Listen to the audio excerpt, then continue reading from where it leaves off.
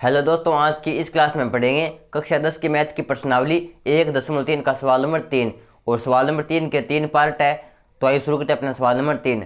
तो दोस्तों सवाल नंबर 3 है कि सिद्ध कीजिए कि निम्नलिखित संख्याएं अप्रिमेय है। अर्थात सवाल नंबर 3 में दिए गई जो संख्याएं हैं उन संख्याओं को हमें अप्रिमेय सिद्ध करना है। तो इसमें पहला था हमारा 1/√2। तो सबसे पहले तो लिखते हैं इसका हल। अब पहला सवाल हमारा 1/√2। तो सबसे पहले तो लिखेंगे माना हमें सिद्ध करना है कि यह संख्या अप्रिमेय है। तो हम इसके विपरीत मान कर चलेंगे, अर्थात हम इसको परिमेय मान कर चलेंगे। तो लिखेंगे माना 1/√2 एक परिमेय संख्या है। एक परिमेय संख्या है, परिमेय संख्या है। तो इसको हम विपरीत मान कर चलते हैं, अर्थात अप्रिमेय सिद्ध करना है और इसको हम परिमेय मान कर चलते हैं। और हम जानते हैं कि परिमेय संख्या कौन सी होती है, वे संख्या जिन्हें अंश बट्टा हर के रूप में लिख सकते हैं। तो यहाँ पर 1/√2 को परिमेय है तो इसको अंश बट्टा हर के रूप में लिख सकते हैं। इसलिए 1/√2 बराबर लिख सकते हैं हम a/b। यहाँ पर अंश बट्टा हर में है, जहाँ पर b का मान कभी भी 0 नहीं हो सकता। जहाँ पर a व b कोई पूर्णांक है, कोई पूर्णांक, जहाँ पर a व b कोई पूर्णांक है तथा a व b में एक के अलावा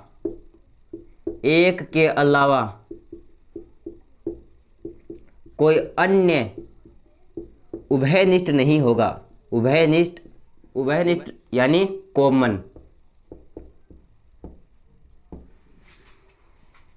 a व b कोई पूर्णांक है तथा a व b में एक के अलावा कोई अन्य उभयनिष्ठ यानी कॉमन नहीं है।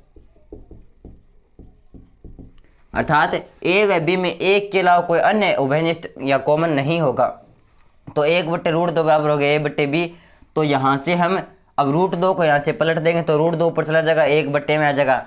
तो ये हो जाएगा हमारा √2/1। इसको हम लिख सकते हैं √2। तो इसको पलट दिया तो ये आ गया हमारा √2 और ये आ गया हमारा b/a।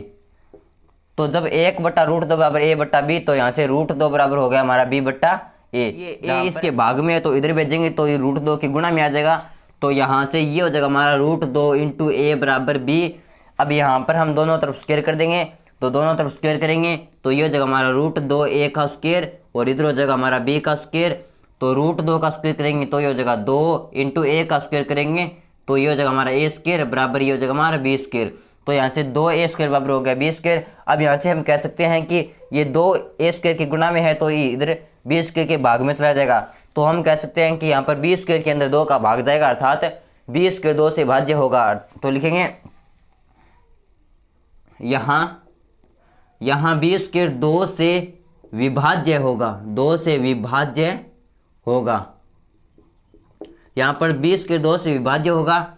और यहाँ पर जब 2a² b² है, इसका मतलब है b² 2 से विभाज्य होगा। तो हम कह सकते हैं कि b भी 2 से विभाज्य होगा। जब b² 2 से विभाज्य होगा अर्थात b² के अंदर 2 का भाग जाएगा तो b के अंदर भी 2 का भाग जाएगा। तो लिखेंगे इसलिए b भी 2 से विभाज्य होगा, 2 से विभाज्य होगा। तो b भी 2 से क्या होगा, विभाज्य होगा। और इसे मान लेते हैं समीकरण नंबर 1। इसे मान लेते हैं अपने समीकरण नंबर 1। अब यहाँ पर b 2 से विभाज्य होगा तो यहाँ पर मानेंगे माना b बराबर 2c। हाँ, c कोई पूर्णांक है,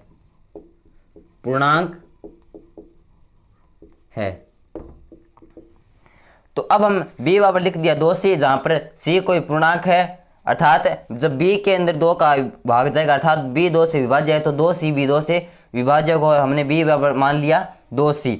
अब यहाँ पर ये b बराबर 2c मान है वो हम समीकरण नंबर 1 में रख देंगे। तो लिखेंगे समीकरण नंबर 1 में b बराबर 2c रखने पर तो b बराबर 2c समीकरण 1 में रखेंगे। तो यहाँ पर ये हमारा 2a² बराबर ये हमारा b², b की जगह रख देंगे 2c। तो ये जगह हमारा 2c का स्क्वायर। तो यहाँ से ये जगह हमारा 2a² बराबर 2 का स्क्वायर यानी 4 और ये हो जाएगा हमारा c का स्क्वायर। तो यहाँ पर ये 2 है गुणा में है तो इधर इसके भाग में चला जाएगा तो ये हो जाएगा 4/2 यानी 2। तो ये हो जाएगा हमारा a स्क्वायर बराबर 2c स्क्वायर।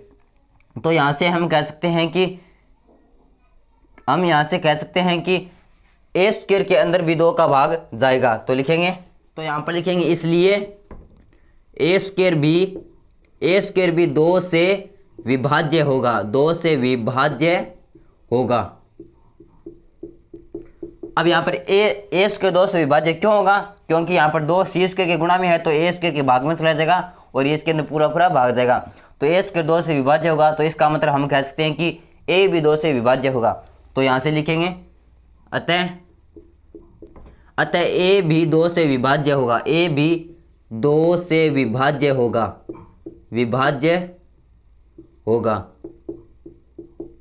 तो a भी 2 से विभाज्य होगा। अब यहाँ पर हम देखते हैं कि a भी 2 से विभाज्य है और यहाँ पर देखते हैं कि b भी 2 से विभाज्य होगा। और हमने माना था कि यहाँ पर a व b एक के अलावा कोई अन्य उभयनिष्ठ नहीं होगा, अर्थात a व b में एक के अलावा कोई अन्य उभयनिष्ठ नहीं है, अर्थात a व b में एक के अलावा किसी अन्य संख्या का भाग नहीं जाएगा। लेकिन यहाँ पर हम देखते हैं कि a व b के अंदर दोनों के अंदर 2 विभाज्य है। तो यहाँ पर यह कथन हमारा सिद्ध हो गया असत्य है। तो यहाँ पर हम कहेंगे कि चूंकि a व b दोनों 2 से विभाज्य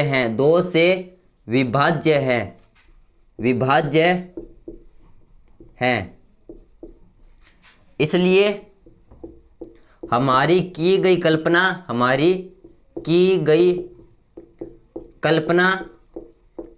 एक विरोधाभास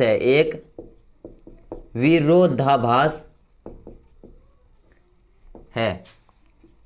हमने क्या कल्पना की थी? हमने कल्पना की थी कि 1/√2 एक परिमेय संख्या है। कब? जब a व b कोई पूर्णांक है और a व b में एक के अलावा कोई अन्य उभयनिष्ठ नहीं है। और 1/√2 बराबर लिखा था हमने a/b।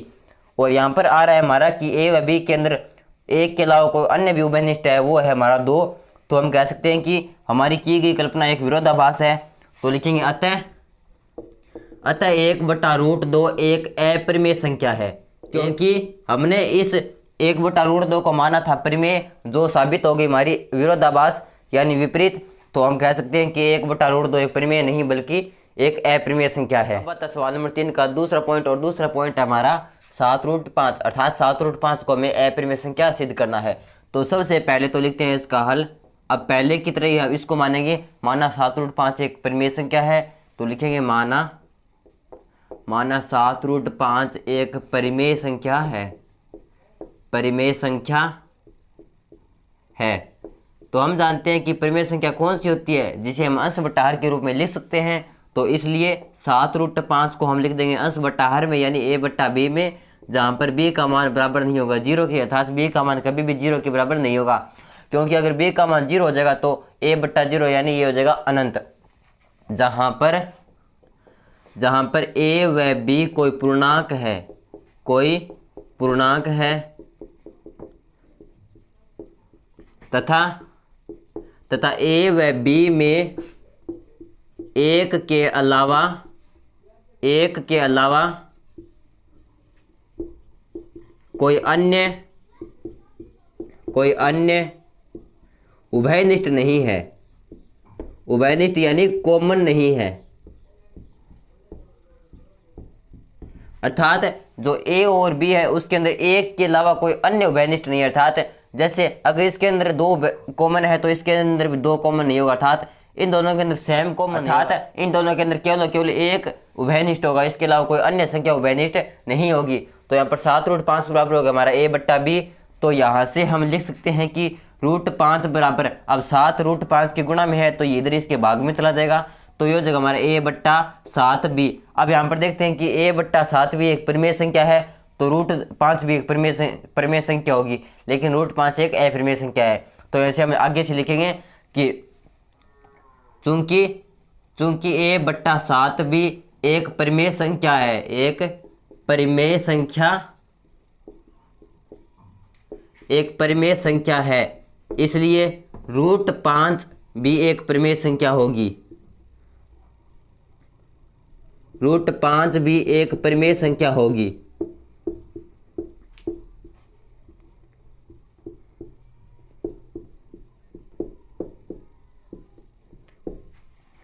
जब a/7 भी एक परिमेय संख्या है तो रूट 5 इसके बराबर होगी, तो ये भी एक परिमेय संख्या होगी। और हम जानते हैं कि रूट 5 एक अपरिमेय संख्या होती है, जो हम सिद्ध कर चुके हैं, वो यहाँ पर सिद्ध करने की जरूरत नहीं है। यहाँ पर सीधा हम लिख देंगे कि चूंकि रूट 5 एक अपरिमेय संख्या है, तो लिखेंगे चूंकि हम जानते हैं कि रूट 5 एक अपरिमेय संख्या है। अपरिमेय, जब रूट 5 एक अपरिमेय संख्या है तो हम कह सकते हैं कि 7 रूट 5 भी एक अपरिमेय संख्या होगी। तो लिखेंगे इसलिए 7 रूट 5 भी एक अपरिमेय संख्या होगी, एक अपरिमेय संख्या होगी,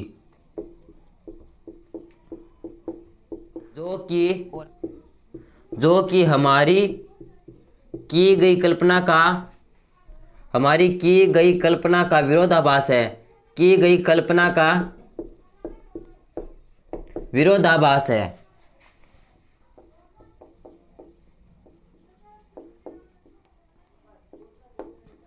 हमने माना था कि 7 रूट 5 एक परिमेय संख्या, यहाँ पर प्राप्त हो रहा है कि 7 रूट 5 एक अपरिमेय संख्या, इसलिए अतः 7 रूट 5 एक अपरिमेय संख्या है। अपरिमेय संख्या है।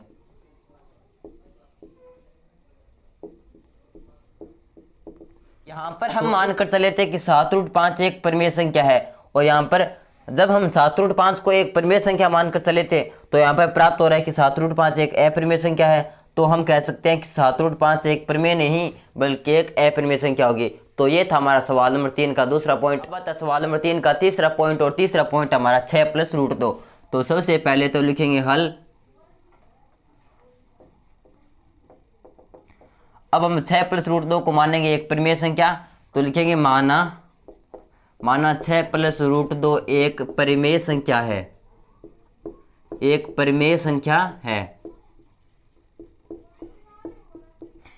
तो यहाँ पर जब 6 प्लस रूट 2 एक परिमेय संख्या है तो हम जानते हैं कि परिमेय संख्या अंश बट्टा हर के रूप में होती है। तो यहाँ पर इसलिए 6 प्लस रूट 2 को हम लिख देंगे अंश बट्टा हर में, यानी इसको a बट्टा b के रूप में लिख देंगे। यहाँ पर b का मान कभी भी शून्य के बराबर नहीं होगा। जहाँ पर a व b कोई पूर्णांक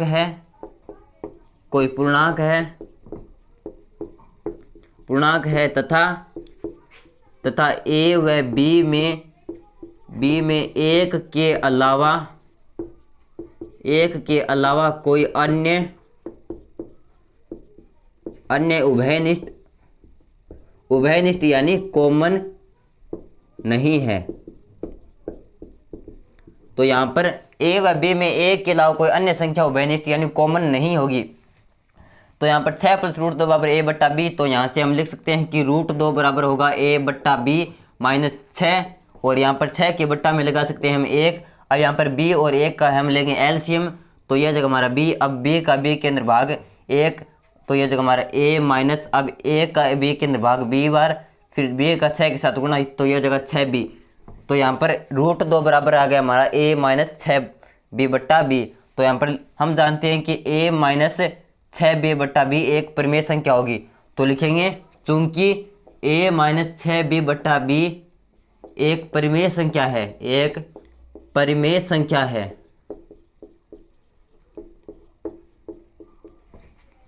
इसलिए रूट 2 भी क्या होगी, एक परिमेय संख्या होगी। रूट 2 भी एक परिमेय संख्या होगी।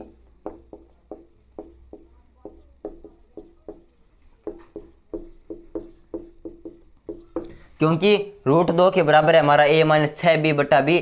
जब a माइनस 6b बट्टा b एक परिमेय संख्या होगी तो हम कह सकते हैं कि रूट 2 भी एक परिमेय संख्या होगी। लेकिन हम जानते हैं कि रूट 2 तो क्या है, एक अपरिमेय संख्या है। तो लिखेंगे लेकिन रूट 2 एक अपरिमेय संख्या है, अपरिमेय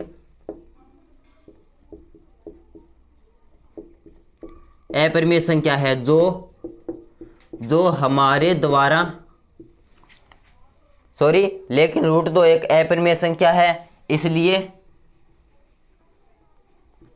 इसलिए जब रूट 2 एक अपरिमेय संख्या होगी तो 6 प्लस रूट 2 भी क्या होगी, एक अपरिमेय संख्या होगी। इसलिए 6 प्लस रूट 2 भी एक अपरिमेय संख्या होगी, अपरिमेय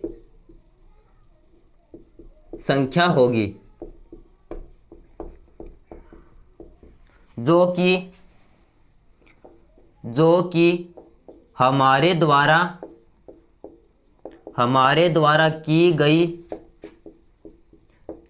कल्पना का विरोधाभासी है।